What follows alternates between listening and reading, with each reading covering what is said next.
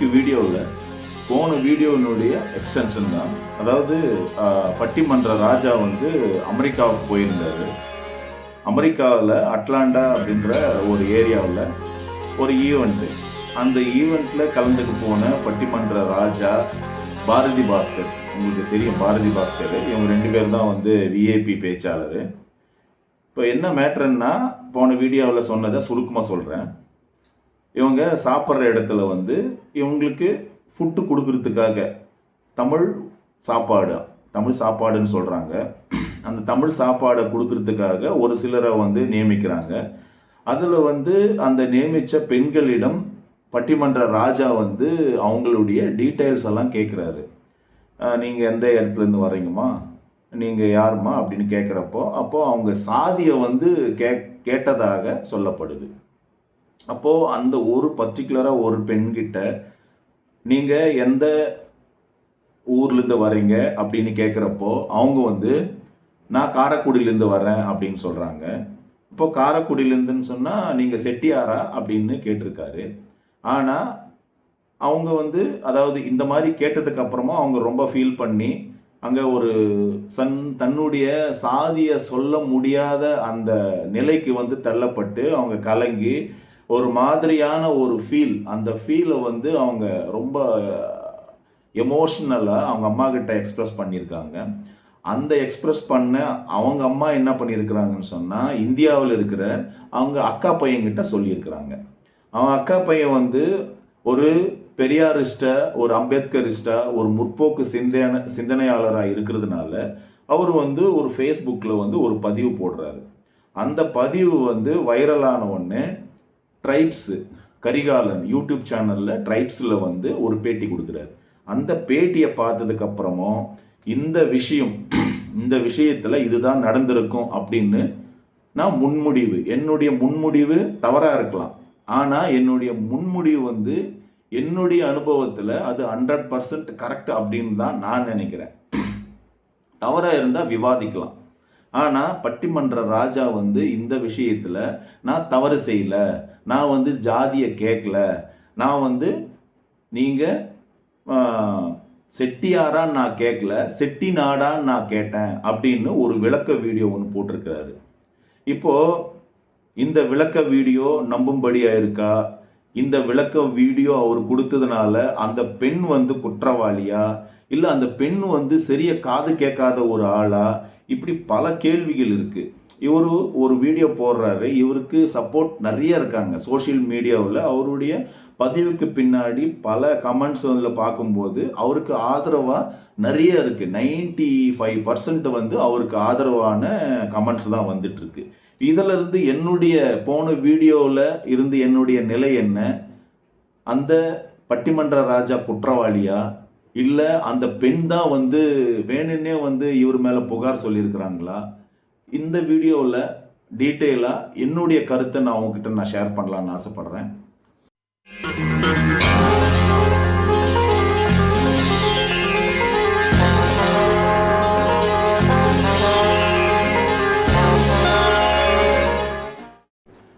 இப்போது இந்த ப்ராப்ளம் வந்து வைரல் ஆகுது.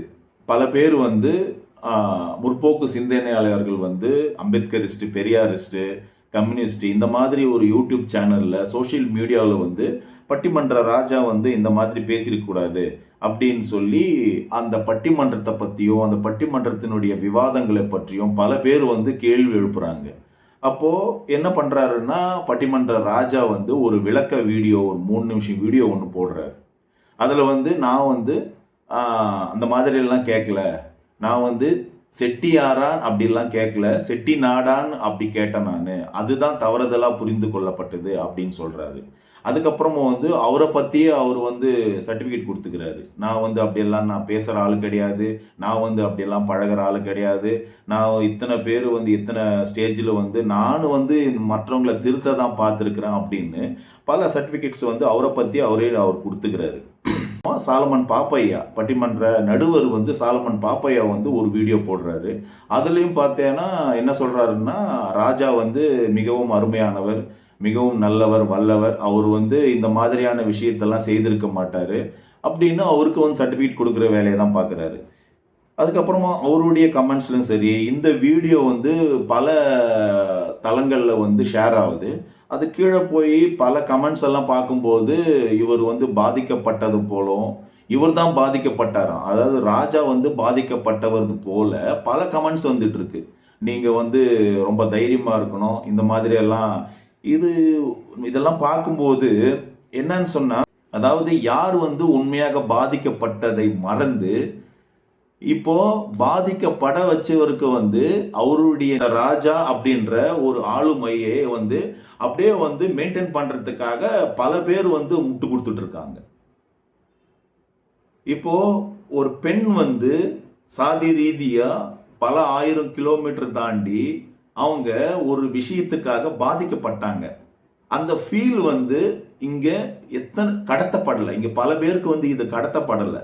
ஒரு சிலருக்கு மட்டும்தான், முற்போக்குவாதிகளுக்கு, அம்பேத்கரிஸ்டுக்கு, பெரியாரிஸ்டுகளுக்கு மட்டும்தான் அந்த உணர்வு வந்து கடத்தப்பட்டுச்சு. அந்த உணர்வு வந்து கடத்தப்பட்டவர்கள் மட்டும்தான் அதுக்கு ரிஃப்ளெக்ட் பண்ணாங்க. அப்போ இந்த சாதி ரீதியா இயங்குறவங்க எல்லாமே என்னன்னு சொன்னா இந்த ராஜாவுக்கு வந்து முட்டு கொடுத்துட்டு இருக்காங்க. இப்போ நியாயமான ஒரு ஆளா இருந்தா இந்த வீடியோ போடுறப்பவே அவங்கள விசாரிங்க அப்படின்னு ஒரு வார்த்தையும் இதுல சொல்ல. அதே சாலமன் பாப்பையா இவ்வளவு அனுபவம் வாய்ந்தவர், பேராசிரியர், அவரு என்ன சொல்றாருன்னா அதே தான் சொல்றாரு. அதே பாட்டை தான் அவரும் பாடுறார். அதாவது வந்து ராஜா தவறு செய்திருக்க மாட்டார் அப்படின்னு சொல்றார். இப்போ ஒரு பெண் வந்து சாதி ரீதியா துன்புறுத்தப்படுறாரு, ஹராஸ்மெண்ட் ஆக்கப்பட்டிருக்காரு. அது எந்த அளவுக்கு உண்மை அப்படின்றத யார் வந்து விசாரணை நடத்தியது? இவங்கள யாருமே அதை சொல்ல. அப்போ விசாரணை நடத்த கூட இங்க யாருமே ரெடியா இல்லை. ஏன்னா உண்மை அம்பலப்பட்டு போகும். உண்மை தெரிஞ்சுக்க வேண்டிய அவசியமே இல்லை. எனக்கு தேவையில்லைங்க. நான் ராஜாவை காப்பாற்றணும். அவருடைய அந்த மொக்க ஜோக்கை வந்து திரும்ப நான் கேட்கணும். ஒன்றுத்துக்கும் உதவாத அந்த பட்டிமன்றத்தை திரும்பவும் நான் வந்து ராஜாவை பார்க்கணும், கை தட்டணும், சிரிக்கணும், சந்தோஷமா இருக்கணும், அவ்வளோதான். ஆனா அந்த பெண் வந்து சாதி ரீதியா துன்புறுக்கப்பட்டாளா படலையான்றத எனக்கு அது மேட்டர் கிடையாது. நான் அதை பத்தி கவலைப்பட மாட்டேன். அப்படின்ற நிலையில தான் இன்னைக்கு 90% தமிழர்கள் வந்து அவருக்கு சப்போர்ட்டா கமெண்ட் பண்ணிட்டு இருக்காங்க. இப்படிக்காவில் இவ்வளவு தூரம் சென்று ஒரு பட்டியலின பெண் இந்த மாதிரியான இடத்துக்கு வரமாட்டாங்க. அப்போ நம்ம இந்த அதர் கம்யூனிட்டி, அதாவது பிசி, ஓபிசி, எம்பிசி, இப்படி யாராதான் இருந்திருக்கோம். அப்போ பட்டியலின மக்கள் வந்து இவ்வளவு லாங்ல வந்து ஒரு அமெரிக்காவில் வந்து இருப்பாங்களா? அதுவும் வந்து கரெக்டா நமக்கு வந்து உணவு பரிமாறுவாங்களா அப்படின்ற ஒரு சந்தேகம் இருந்திருக்கு. அப்போ அந்த சந்தேகத்தை வந்து இவர் என்ன பண்றாருன்னா தீர்த்துக்கிறதுக்காக என்ன பண்றாருன்னா ஒரு கேள்வி எழுப்புறாரு. இப்போ என்னன்னு சொன்னா இந்த தமிழ் சமுதாயம் வந்து பாதிக்கப்பட்ட பெண்ணுடைய உணர்வை வந்து இவங்க புரிஞ்சிக்கல. இவங்க சாதியா இருக்கிறாங்க. இந்த சாதிய, அதாவது லைட்டா இருக்கிற சாதி வெறி இருக்கு, கொஞ்சம் மாடரேட்டா இருக்கிற சாதி வெறி இருக்கு, எக்ஸ்ட்ரீம் சாதி வெறி இருக்கு. எக்ஸ்ட்ரீம் சாதி வெறின்னா வெளிப்படையா அந்த ஹரிநாடாரு, இந்த மோகன்ஜி சத்திரியன், இப்போ ஏதோ ஒரு தேவர், ஏதோ நிறைய பேர் இருக்கிறாங்க, ஒரு லிஸ்ட் இருக்கு. இவங்கெல்லாம் வெளிப்படையா சாதி வெறியா இருப்பாங்க. ஆனா இந்த சாதியை வந்து அனுகூலமா, இது வந்து ஒரு கௌரவமா, இது வந்து ஒரு ப்ரைடா உள்ளுக்குள்ளவே நினைக்கிறவங்க எல்லாருமே இன்னைக்கு ராஜாவுக்கு வந்து சப்போர்ட் பண்ணிட்டு இருக்காங்க. அப்போ இதனுடைய வலியை புரிஞ்சுக்கணுங்க மட்டும்தான் இன்னைக்கு அந்த பெண் வந்து படுற கஷ்டத்தை வந்து புரிஞ்சிக்கணும் ஒரு சில பதிவுகள் போட்டுட்டு இருக்காங்க. அப்போ இன்னைக்கு உண்மையா சொல்ல போனா பட்டிமன்ற ராஜா அம்பலப்பட்டு விட்டார். அவர் முன்பு மாதிரி எல்லாம் அவர் வந்து எல்லா மக்களுக்கான ஒரு பேச்சாளராகவோ ஒரு என்ன சொல்றது ஒரு காமெடியனாகவோ இருக்கவே முடியாது. இந்த பாரதி பாஸ்கர் எப்படி சங்கித்தனத்தை வெளிப்படுத்தினாங்களோ அதே மாதிரி இன்னைக்கு இவர் வந்து ஜாதி வெறியை வெளிப்படுத்தி அம்பலப்பட்டு விட்டார். எனக்கு இந்த பட்டிமன்ற பேச்சாளர்கள் மேல அவங்க வைக்கிற தலைப்பு, அவங்க வந்து இந்த சமூகத்துக்கு என்ன ஒரு பயன்பட்டிருக்கிறாங்க, அவங்களுடைய தலைப்பெல்லாம் நீங்க பாருங்க. மாமியாரா மருமகளா, வெளிநாட்டு வாழ்க்கையா உள்நாட்டு வாழ்க்கையா, இந்த மாதிரி எதுக்குமே உதவாத ஒரு தலைப்புகள். இந்த சமுதாயத்தை வந்து மிகவும் பாதிப்படைந்த ஒரு ஆணவ படுகொலை பத்தி என்னைக்காவது பேசியிருக்கிறாங்களா? இளவரசன் படுகொலைக்கு யார் காரணம்? கவின் படுகொலைக்கு யார் காரணம்? அவர்களுடைய குடும்பமா? இது இந்த சமூகமா? சங்கருடைய படுகொலைக்கு யார் காரணம்? இப்படி ஒரு ஆணவ படுகொலை பற்றியோ, இப்படி ஒரு சமூகத்தை புரட்டி போடுற ஒரு விஷயத்தை பத்தி என்னைக்காவது அவங்க ஸ்டேஜில் பேசியிருக்காங்களா? அப்போ கம்ப்ளீட்டா இது வந்து ஒரு எலைட் மக்கள், எதை பத்தியும் கவலைப்படாத ஒரு எலைட் மக்கள் வந்து இதை வந்து இந்த பட்டிமன்றங்களை ஆர்கனைஸ் பண்றாங்க, அந்த பட்டிமன்றத்தை பார்க்குறாங்க, அந்த பட்டிமன்றத்தில் வந்து சிரிக்கிறாங்க, பேசுறாங்க, அதோட கடந்து போறாங்க. இப்போ இந்த சாதி ரீதியா இயங்குற இந்த எலைட் பீப்புள் தான் வந்து இன்னைக்கு ராஜாவை முட்டு கொடுத்து காப்பாத்திட்டு இருக்காங்க. அப்போ அந்த சைடு விசாரணையே இல்லை.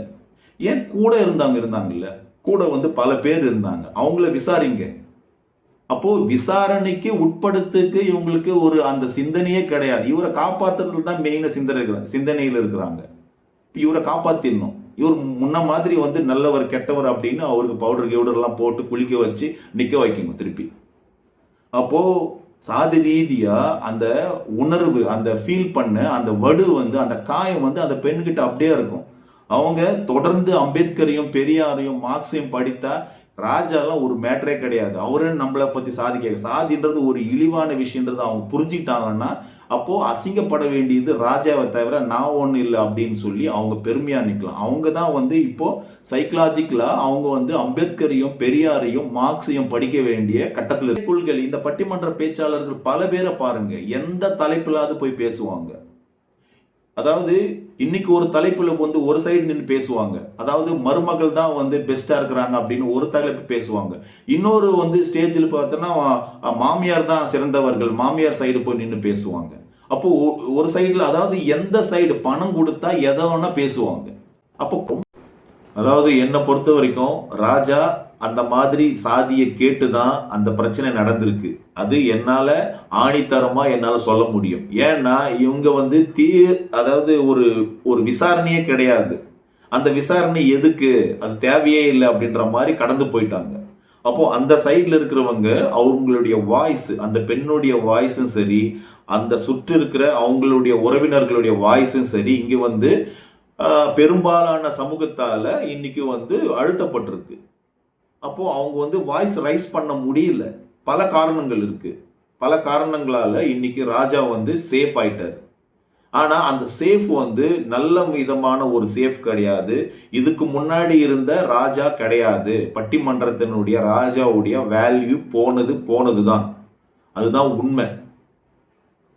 அதாவது பல பேர் வந்து அவருக்கு வந்து சப்போர்ட் பண்ணி அவருடைய சைட்ல நின்று தான் இமேஜை வந்து காப்பாத்தி கொடுத்துட்டாங்க.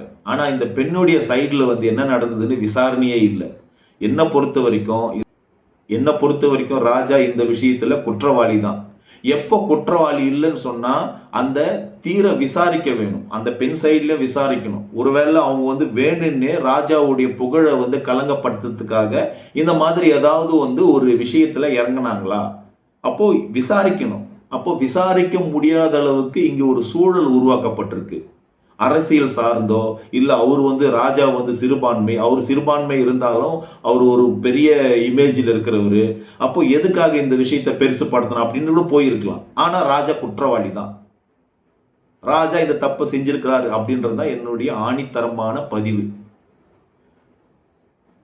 நீங்க அவர் வந்து குற்றவாளி இல்லைன்னு சொல்லிட்டு நீங்க என்ன வேணா அவரை பத்தி கமெண்ட் போட்டுக்கலாம். என்ன பொறுத்த வரைக்கும் தீர விசாரிச்சு அந்த சைடுல இருந்து விசாரிக்காமல் இந்த விஷயத்துல என்னால ராஜாவை அக்செப்ட் பண்ணவே முடியாது.